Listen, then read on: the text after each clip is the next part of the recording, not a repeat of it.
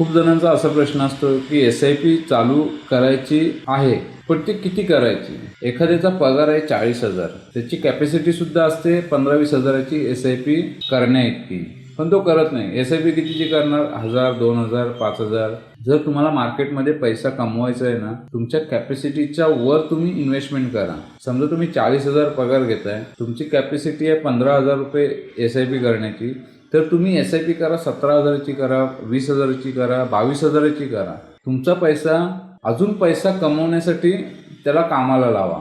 तुमचा पैसा जर तुम्ही बँकेतच पडून ठेवला तर पैसा तो वाढणार नाही आहे. जर तुम्हाला पैसा वाढवायचा असेल तर कुठेतरी तुम्हाला इन्व्हेस्टमेंट करावीच लागेल. म्युच्युअल फंड हा बेस्ट ऑप्शन आहे रिटेल इन्व्हेस्टरसाठी. का? कारण याच्यामध्ये ट्रान्सपरन्सी आहे, प्रोफेशनल मॅनेजमेंट आहे. शेअर मार्केटचं नॉलेज नसताना सुद्धा आपल्याला शेअर मार्केटमध्ये पार्टिसिपेट करण्याचा मार्ग आपल्याला मिळतोय. आणि शेअर मार्केटच ही अशी एक गोष्ट आहे की त्याच्यामध्ये पैसा आपल्याला चांगला बनवता येऊ शकतो.